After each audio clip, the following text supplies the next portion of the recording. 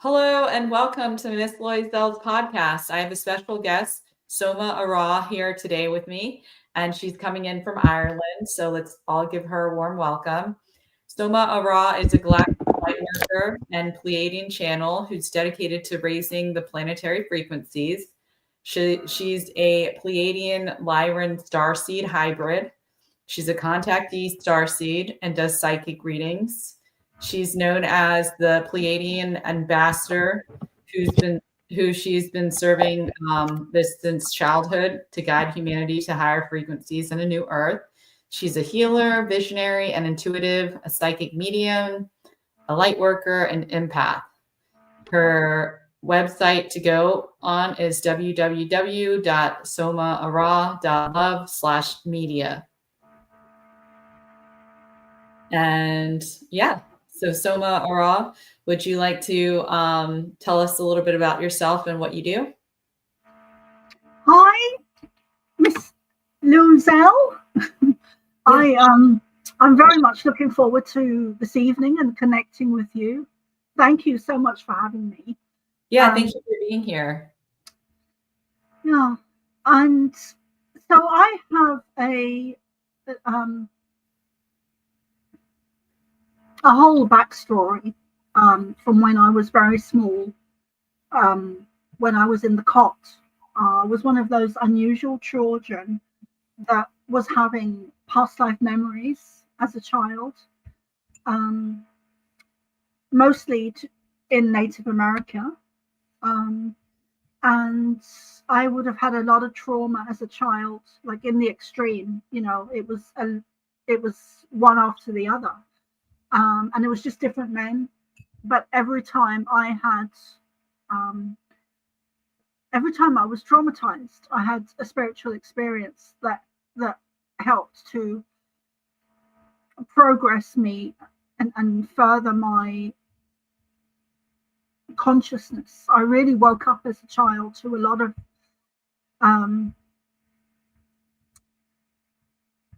realities that a lot of people would still consider woo-woo stuff. Yeah. For example, when I was 8, I had a man laying on top of me, and I left my body and connected with the Pleiadians. Of course, at the time, I didn't know it was them. I just was aware of that I was somewhere else and I wasn't in my body, and I didn't know where I was, didn't know who I was with. I just knew that the frequency of love was pretty special and off the scale. So I would have had a lot of experiences as a child, and now looking back, it really feels like I'm more aware now than I was then, that it was a huge training ground, all of the negative stuff. And I see such huge, I'm so grateful that I had that trauma as a child. I'm really grateful because it really put me on another path, having had the spiritual experiences. So it was really cathartic as a child. I was having these horrendous experiences on one hand, and then because of them, I was also, every time something bad would happen, I would have an experience that would just put me, it really put me on a very solid path from a very young age. And I really spent my childhood from 12 on till 16 at home, meditating and reading esoteric books by the likes of Edgar Cayce. So that's how I spent my childhood from 12 to 16. I was an unusual child with a lot of unusual experiences. Really. Yeah. So you like the Edgar Cayce stories, The Sleeping Prophet? Why? I do. I loved Edgar Cayce, but I don't remember a lot of the because it was so long ago. I mean, I'm 50 now, so. Okay. But I love Edgar Cayce. Great. You're looking great. You're all sparkly and nice. Thank you. Yeah. So you said that you had these horrendous experiences which led to these great experiences. Would they happen at the same time? Like all the time? Direct, directly after, always, or some of the time during, during, um, because the first one I had, Loisel, was when I was 8, and I had a man laying on top of me, um, and he was really heavy, and he was an alcoholic, and he stunk of whiskey, and he was my mum's boyfriend at the time. And during those few moments, I left my body and I went up to my left hand side of my ceiling, and I went way out somewhere, and connected to the Pleiadians. And that physical situation lasted a few moments, maybe 3 to 5 minutes, and then my brother came in to the bedroom and dragged him off me, and then I came back into my body. So sometimes it was during the situations. So your brother could see this man too? Like he was physical, or was it astral? Oh no, this man was physical. This man was Oh, my mum's boyfriend. mom's boyfriend in the physical Yeah. state. Oh, okay. So was it to a point where you're almost like passing out or something, and that's what spurred going to the Pleiades? No, no, I was very skinny. I was very undernourished. I was really skin and bone. Um, and he was really a big guy and very heavy, and I couldn't breathe. Yeah. Literally couldn't breathe. And so I left my body. Um, and that's what I remember. And from then on, I continued to be connected to them. I did quite a lot of channeling as a child. Well, not channeling, but I would receive downloads and transmissions that I never shared with people at that age. But I was willingly accepting the messages and downloads. And I didn't know it was the Pleiadians at the time. Not until I began to do the shamanic training, teachings in, I think it was 2010. My story is very back to front. It's very back to front because I had my childhood, and then I got into spiritualism, the spiritualist church in the UK, and then I went into Buddhism, and then I went into the shamanic. And then in 2009 or 10, you'll love this. I got an email from this guy that I thought was just a weird guy, and Okay. I just left my husband because it was a really bad marriage, and he was Tibetan. He was a Tibetan monk, and I left him in London and moved to Ireland, and I moved to the middle of nowhere, beautiful place, and I had a fantastic view, and the beach was a minute away, a minute's walk. Oh, And lovely. yeah, and I began to.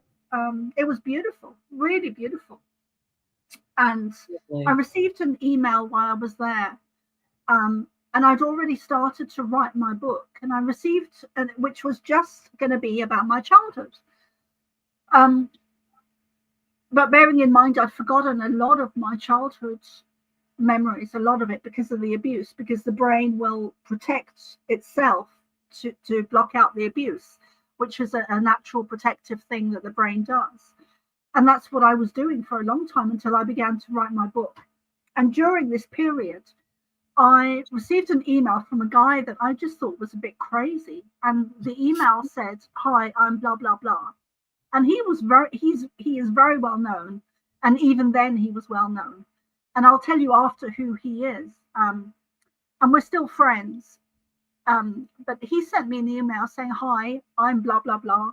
And I was given your name by the Pleiadians, and we should work together," and blah, blah, blah. And I know, just amazing. Like he really got my name from the Pleiadians. There's no way on this earth that he would have known me otherwise. And I didn't. Well, I wasn't. At this point, I wasn't remembering all the Pleiadian connection with my childhood. And within 3 or 4 days of me having received the email from him, I was fully channeling the Pleiadians. It opened a door for me. Wow. Yeah, it was pretty special. But I was used to seeing spirit and my guides and loved ones and animal spirit guides. I was very aware of not the Pleiadians, but I was very aware of spirit and had been doing the mediumship since I was a child. So when they showed up, when the Pleiadians showed up, they showed up very similar to spirit. I didn't see a lot of difference between them and spirit, except felt like they were on a higher level, just a higher level. And of course, they don't look human. They're humanoid. But they have something extra that isn't human looking about them. So they showed up behind me, and Ashtar showed up dead center behind me, and then the rest of them consecutively were behind him. So they're in rows, like just consecutively. There was thousands of them. So that was my first experience, and then I began to do the shamanic training in Galway. And then I began to have memories of having connected to them as a child and channeling. And so my story is back to front. It wasn't like a natural process. I'd forgotten huge chunks of memory. Yeah.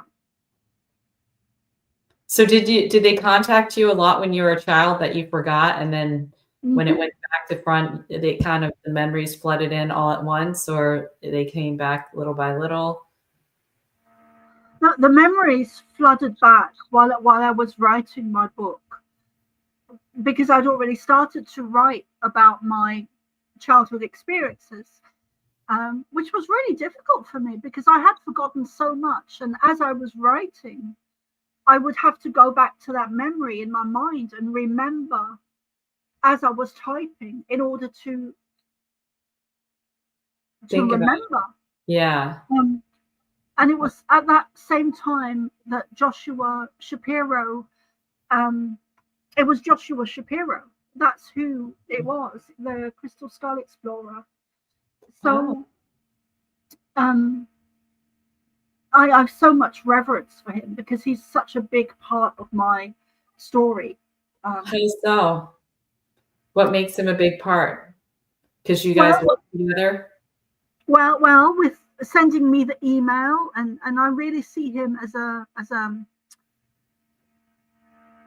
someone who really opened the door for me to allow me to channel the Pleiadians in the way that I do, because I'd forgotten so much of it. And also my shamanic teacher in Ireland. So he helped you channel the Pleiadians. So you were channeling them when you were little, but was that different from after he contacted you? It kind of was like an activator or something, and then you were channeling them in a different way maybe, and memories were flooding back. I guess you were writing your book at the same time, so it all kind of pieced together. All of that, yeah. Yeah. Oh, sorry, go ahead. No, it's okay. I was just going to say that as a child, I was very aware of them and I really accepted them, but I just thought of them as my guides. I never realized who they were at the time. I just, and I remember that there's one time that always sticks in my mind so vividly. I was 12 and I walked into the lounge, and my mum was watching the TV and the Sphinx was on the TV, and I was kind of held in an energy where I couldn't move, which has happened a lot over the years, and it's always a protective energy. And I was given a download while I was looking at the TV, which was kind of way over there on the left, diagonally from where I was, and I was held in this energy, and I was given this download of information to do with the Sphinx and the paw. On as you look head on, it's the right paw as you look head on, and I was shown steps going down and a space or an area or a cavity or a room that held sacred information. And I was only 12. I never questioned who they were, or it was just, I always saw them as a very safe and loving, but I just thought they were my guides. And how do you feel about them now? Do you feel like they're your guides still? Are they guiding you still? Yeah, always. I feel so blessed, so humbled, and so honored to have such a strong bond and relationship with them, that it goes so deep. I will add, it hasn't brought me very much. Perhaps I shouldn't say this, but it hasn't brought me abundance in terms of money, but in terms of everything else. It's I just I feel so, I'm so humbled, and the connection I have with him is very sacred to me. And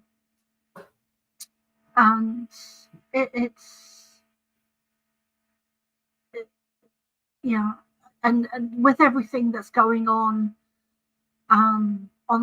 Earth right now, and the 3i Atlas as well, and it just seems that it's becoming more evident that we are leaping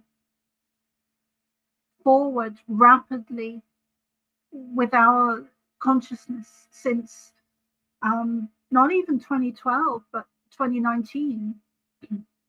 We're taking leaps and bounds in Consciousness. Yes, it's waking up in waves and waves and waves. And it's waking people up that I never thought would wake up in this lifetime. We've now got 3i Atlas, which is reportedly a ship that's on the way to Earth. And this has been spoken about by governments, and I believe, and also scientists who are letting people know that we're not alone, that these are scientists, which is a very, we've always been looked down upon as being conspiracy theorists Yeah. By the scientists. There's a lot of skepticism. A lot.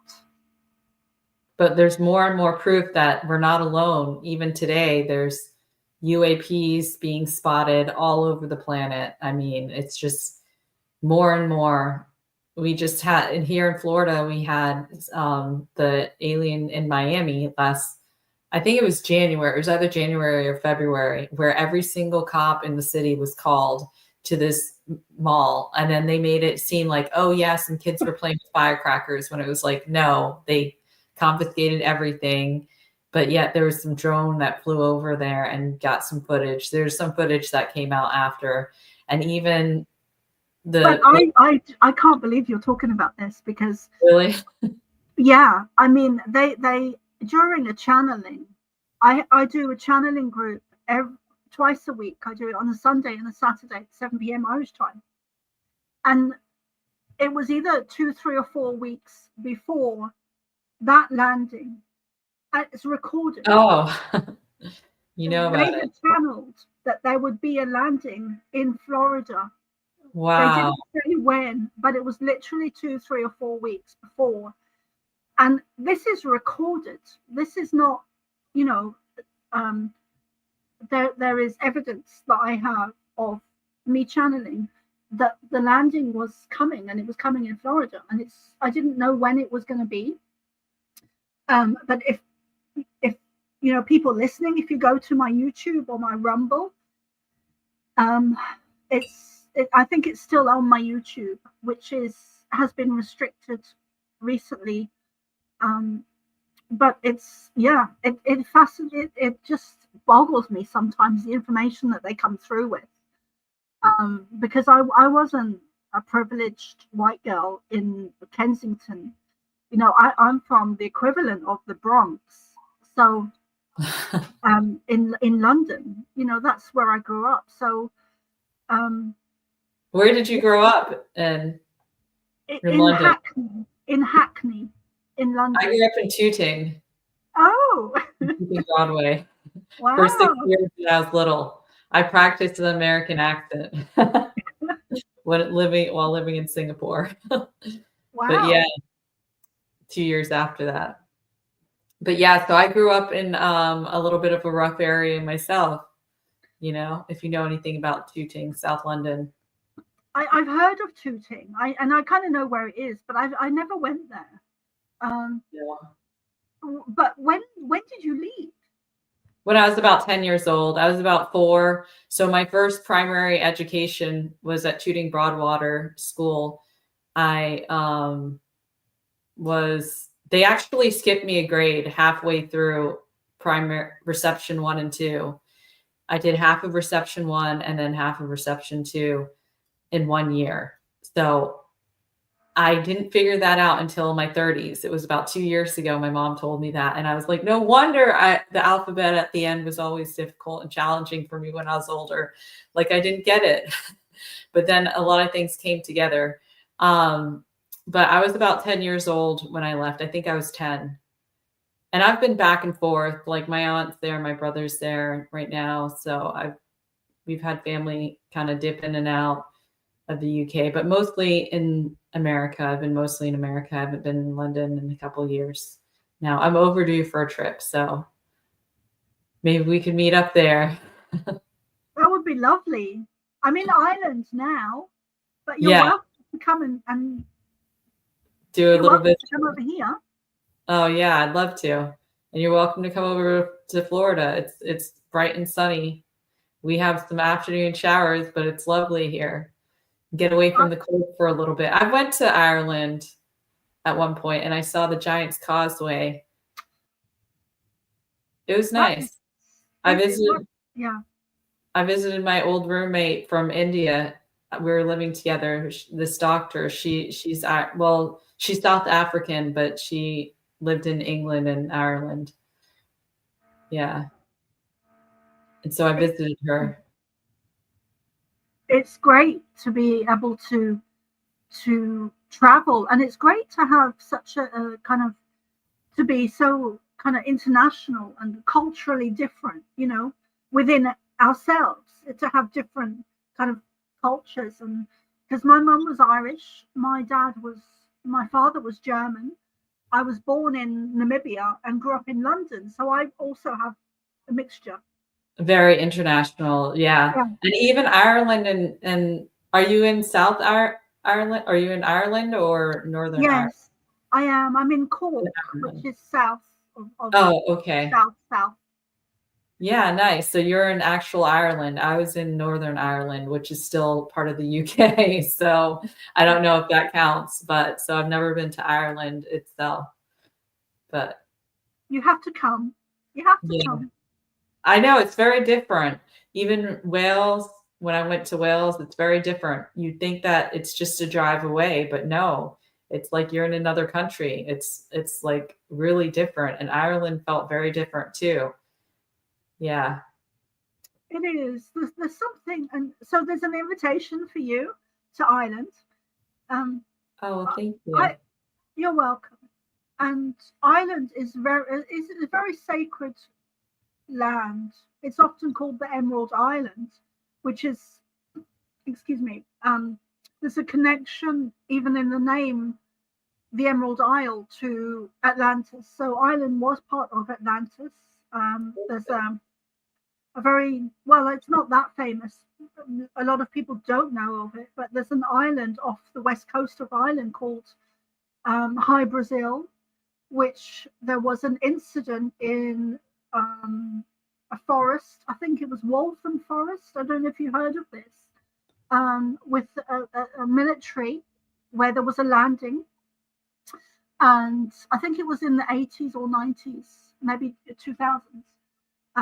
But it was a military base, and there was a landing, and there was the serviceman there, military serviceman, and he touched the craft. It was a physical craft landing, one of the small circular ships, and there was code on it, and he touched the code, a binary code, and then he was given coordinates to High Brazil, which is an island off the west coast of Ireland. Fascinating information. And this island is now, it lays beneath the ocean. It's covered over. And he was given information that this island, he was also given information that this island, High Brazil, was part of Atlantis. So, yeah, I know. And also there was a lot of giants in Ireland. There's a lot of sacred land in Ireland. And of course, Atlantis was different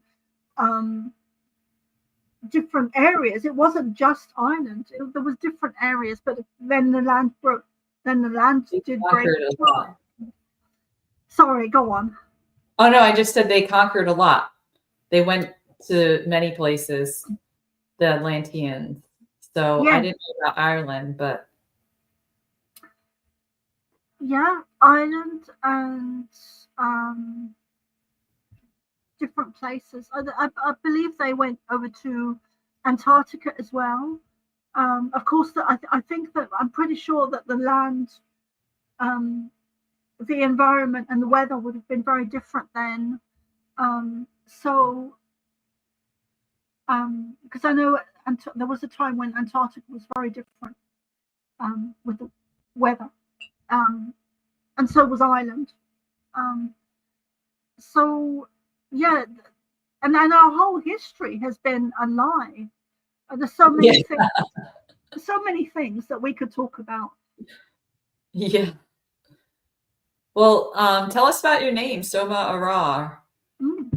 You mentioned the Pleiadians and your name. So is there a special meaning? When did you get it? Like, let's hear about your name. Okay, thanks. So it always fascinates me when people ask me about my name, because I was asking for a spiritual name for so many years. And I've had different names over the years, but nothing's really ever stuck with me. I was given a Buddhist name and all of that, you know. But so in 2019, 2020, when we had that major situation on Earth, I had a lot of anxiety around it at the time, and I hadn't channeled the Pleiadians for a while, just because my own life kind of took over. And I went out, I had a really big garden at the time. It was huge, and it was a shared garden, but it was really huge. And I went outside to meditate with a tree and sit down and connect with nature to kind of realign and calm my spirit and calm my nervous system. And I was meditating and with a tree, and I also at the same time got a lot of downloads to do with that time period. But anyway, I had my forehead to the tree, and I was talking to trees as a child, so it was nothing new to me. And also more importantly, receiving information from trees. And I was bowing my head and I had my arms around the tree, and I was given the name Soma. And then when I didn't know what it meant, and then when I came upstairs, I was Googling what Soma meant. And at the same time, I was given the name Arah by my guides. And so they put the two names together. And Soma is a sacred elixir or drink in India. Mm-hmm. And Arah is to arise up, to rise up. So the name fit me perfectly. Yeah, and it's kind of stuck. My Buddhist name never stuck. Well, everyone knows you as Soma ARah. Yeah. It kind of reminds me of like the cerebral spinal fluid at the base of the spine that, you know, is like a pump that rises up. And like trees, you know, they have soma, they have some like something like sap and things that are like their own cerebral spinal fluid, if you will, which has many different names, spiritually speaking, you know, like pranic energy and whatever. You could be talking about the same thing, or you could be talking about life force energy in another way, just like the chi that's around out in the universe, like just out in the open air. I mean, there's so many overlappings of it, but it kind of reminds me of that, you know, like when you said with the tree. So the tree wants you to rise up. Yeah. And there's, you know, we have tree DNA, and we also have we're 90% water, or 70 to 90% water. And I was thinking about the trees and how they're all I mean, I've known this for a long time, but I was just thinking of it today, where how the trees are all connected, the roots, and it's Like a not network. just sorry. Like a network. Yes, a network of roots beneath the earth, which that are all connected completely around the earth, underneath the soil. Wow. And I was actually watching a Greg Braden, and he was talking about it. And I think he's amazing, because he really backs up the science with a lot of the stuff that we've been saying for so long. And the trees are just amazing. I mean, I've spoken to trees before, in especially in the early days of my shamanic work, and I remember asking them information about the universe, and I remember them replying very clearly and showing me images and communicating with me and sharing secrets and wisdom and it's so simple. I mean, all we need to do is go outside and connect to nature, and we can get a vast amount of information from trees and herbs and plants and remedies and healing benefits from the plants and the trees. And it's just, we live in such a beautiful world with no idea, because we've been so cut off deliberately from nature. It's like the ayahuasca plant. How would you ever find that brew? One root and one bark, or something, like two different parts of the tree that you put together, to connect with Mother Earth. They wanted humans to know about it so that they can connect, you know, and it's like, it's through plants. There's so many medicinal remedies. When you look at them, they're from fruit, extracts from seeds. Like, so there's definitely something to it. There's definitely something there.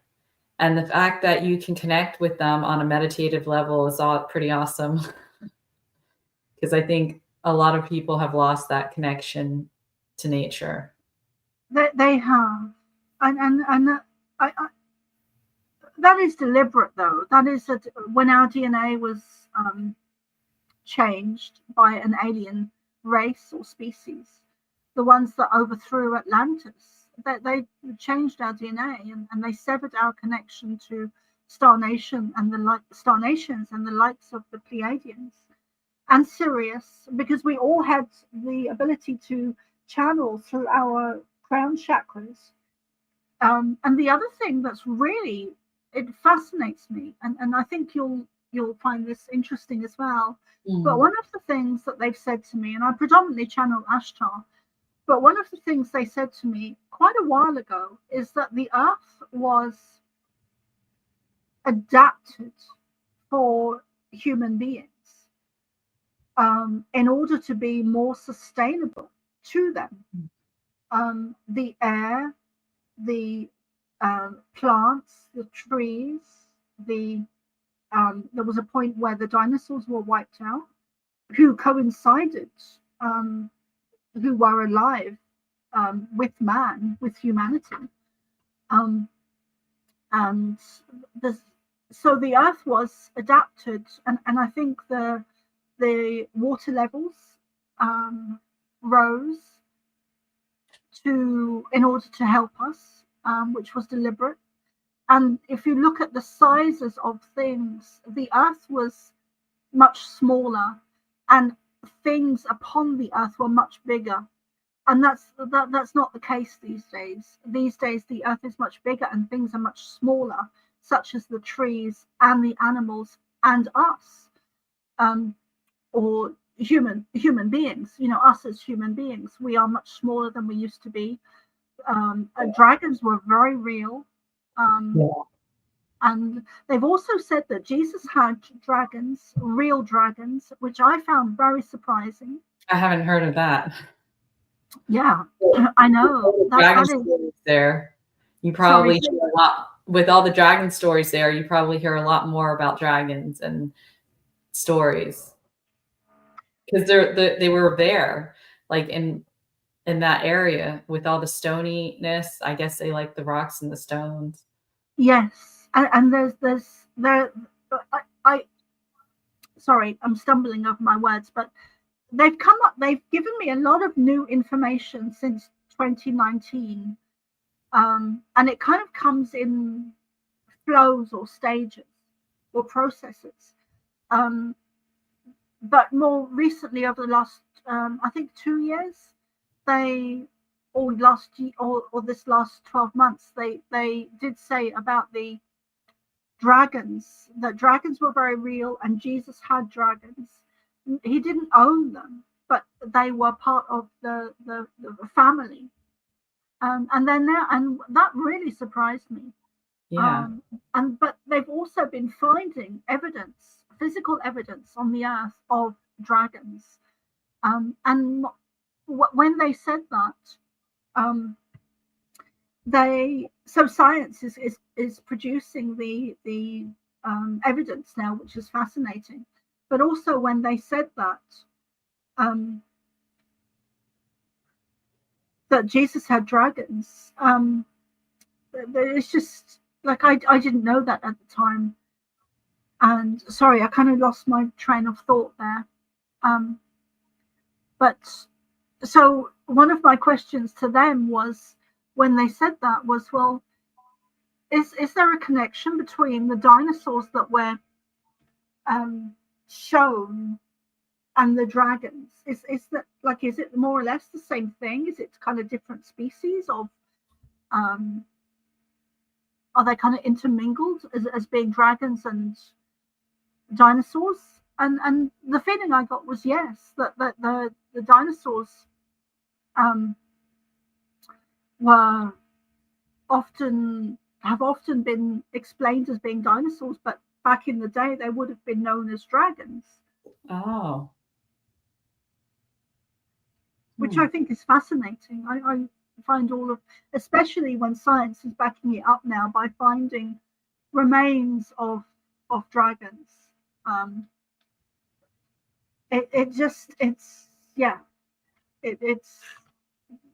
It's fascinating. I would have never made the connection of dinosaurs and dragons being connected, but when you look at them, they could be cousins, or maybe something else. just like you have fruits like the jackfruit and a durian, they're cousins of each other. They are very similar but different, you know.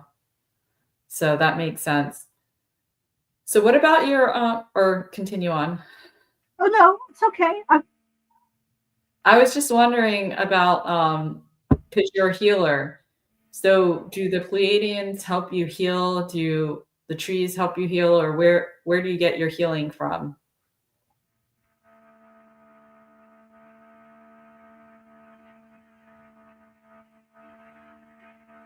Is it just something from within? And what type of healing do you do? I would say that I do mostly shamanic healing. And I tap into different things, but I haven't really done healing in quite a few years now. I mostly do readings. Um,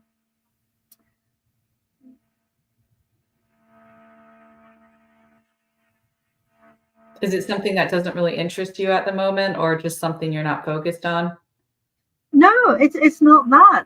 I was renting a healing room a good few years ago, and then for some reason I couldn't find a healing room, so I stopped doing the healing and I started doing the readings online, and I've kind of been doing that ever since, and doing the channeling since then. And of course, during COVID, I wasn't able to find a therapy room that I could use as a healing base. So I kind of just veered off the path of healing, and I'm more doing readings and channeling. Of course, if someone wants a healing session, I will. I normally advise them to. I normally recommend someone. Yeah. So I these days I do more of the readings and the channeling more than the healing. But maybe it's something I'll get back into.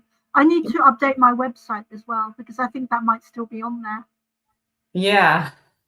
Well, it's part of you. It's something that you do. So, I mean, it's something that you've done and something that's been a big part of your life. So, it could be like past healing, currently doing readings.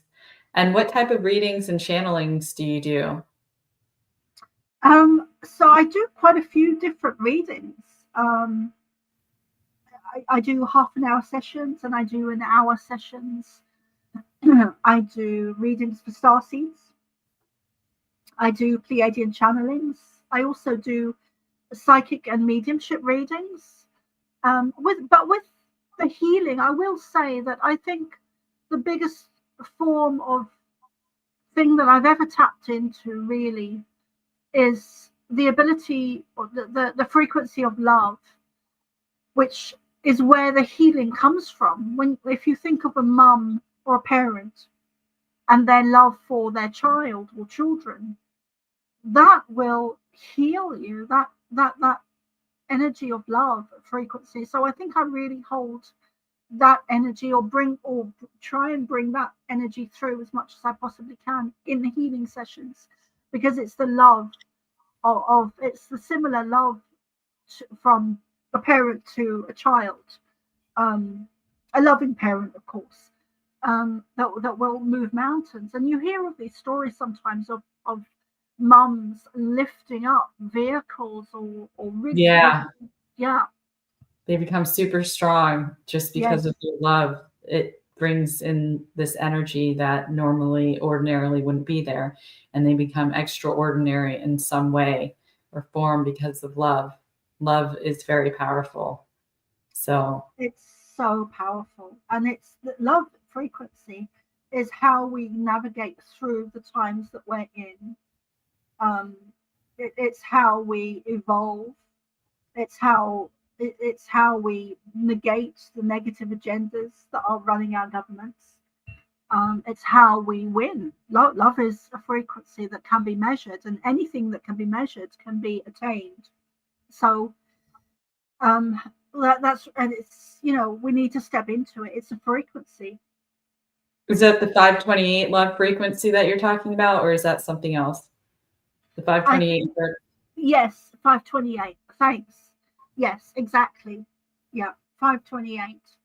And it's measurable. So if it's measurable, anything that's measurable, we can step into it, and we can achieve that through music very easily, or sound,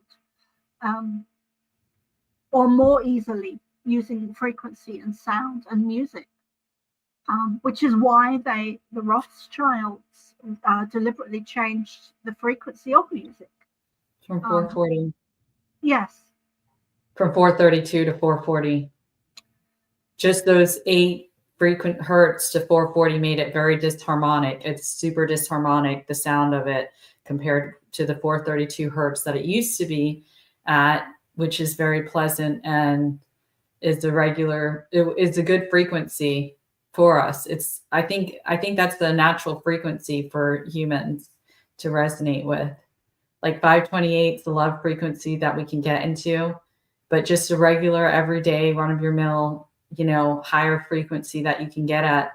And when you listen to music at these different frequencies, you can tell which ones you like. Like I like the 432 hertz over the 528 for some reason. It just, songs sound better to me.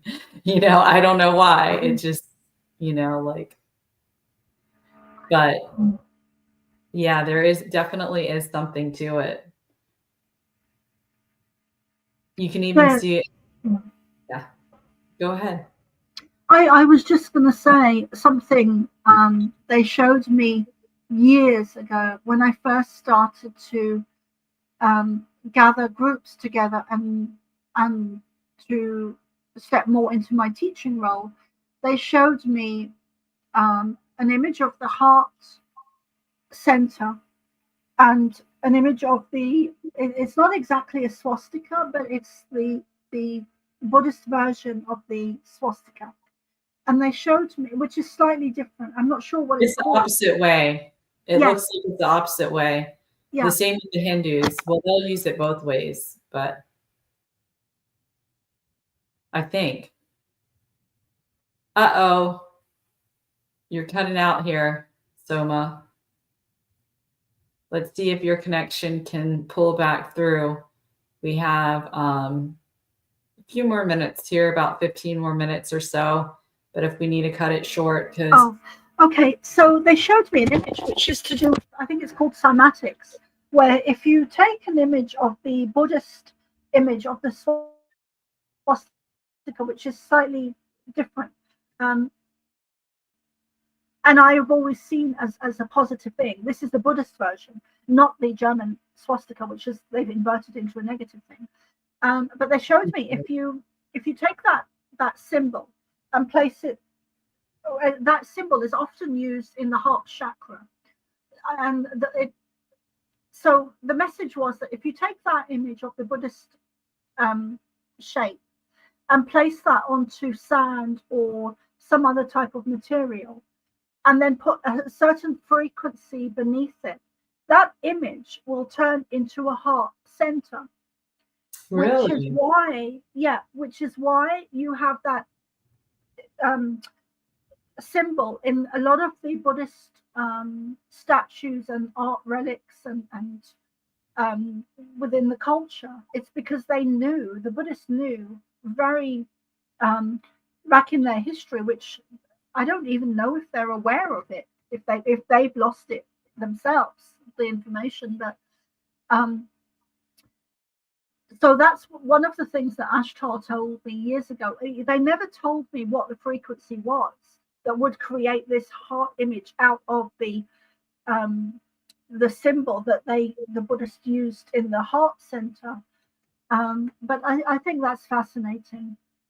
Can you just go ahead and ask some questions if you have questions, and they'll answer them? Like if you wanted to know the frequency and you just were channeling Pleiadians, can you just ask them a question and they'll give you the answer usually? Or do they sometimes withhold information because they don't think you're ready, or they don't want to give it for whatever reason?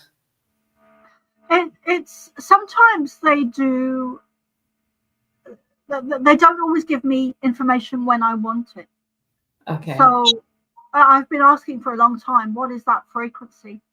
Okay, that's what I was wondering. Yeah. So but with cymatics, you could just test it out. If you have like some sand and some sound on a disc and just kind of however they do it. I don't know how it's done exactly, but it looks like you can just put it on something and flat and it'll do its thing as long as it can move around.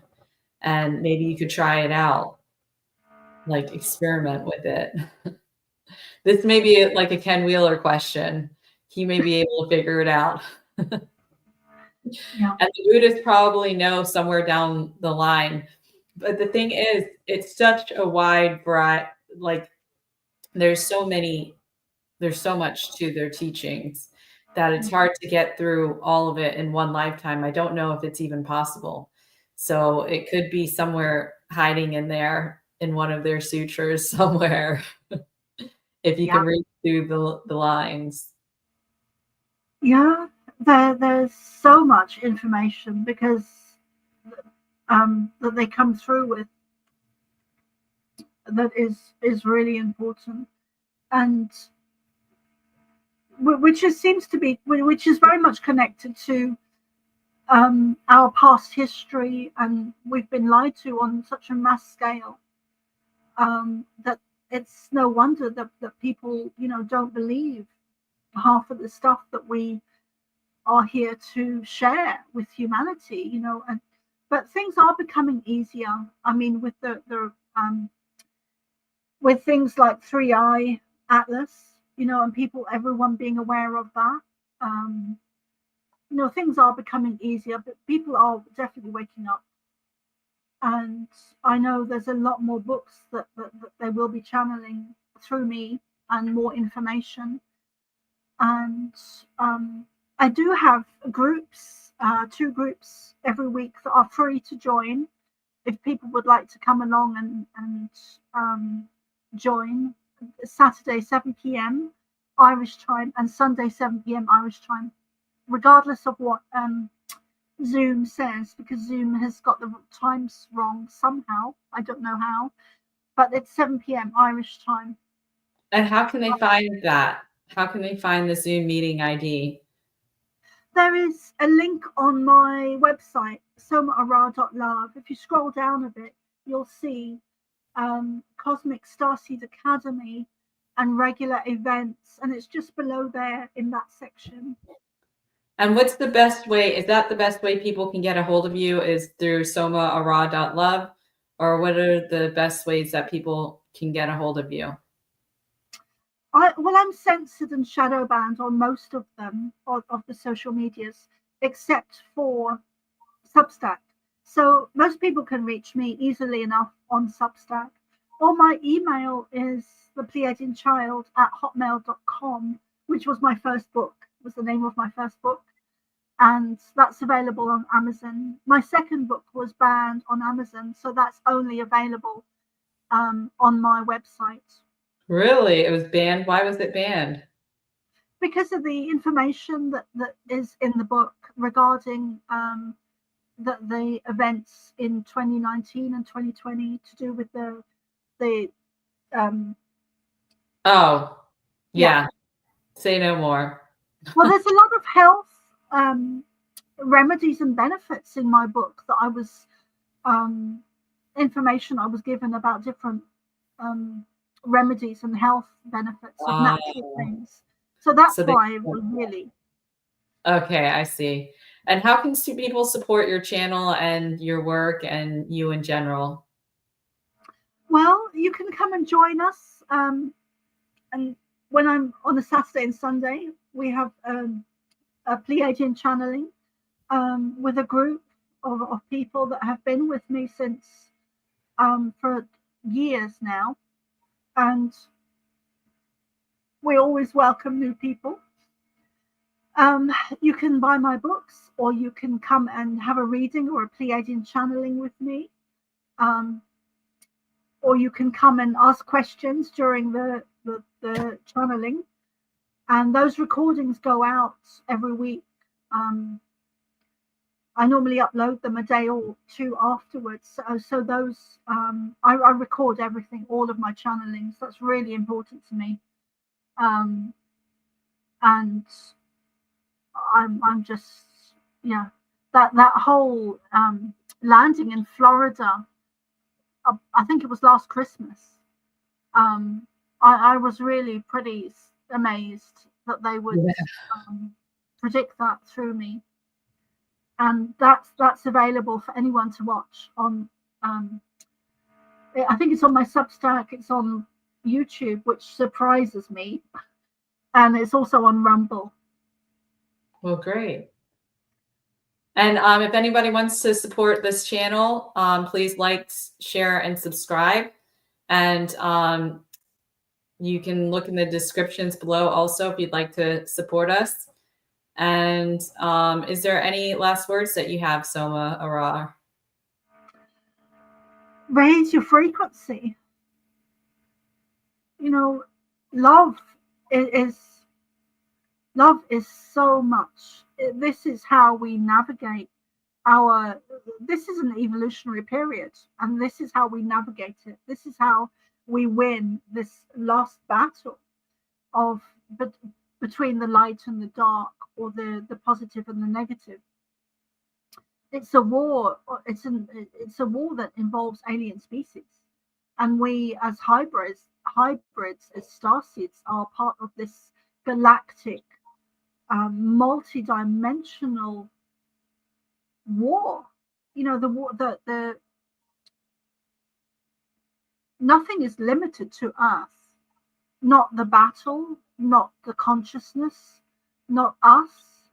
The universe is teeming with life. We are not alone. We've never been alone. And we're just in such an amazing time on Earth. And the love, the frequency of love is often mocked, or there's a negative connotation of love frequency and hippies and peace and love and peace and hippie movement and all of that. And that was deliberate, to steer us away from raising our consciousness. So yeah. Okay, well, thank you for that. And thank you so much, Soma ARah, for joining us today and for all that information that you shared. We appreciate it. And join us some other time and visit her website, get her books, and support her in all the ways that you can with her channelings. And bye for now.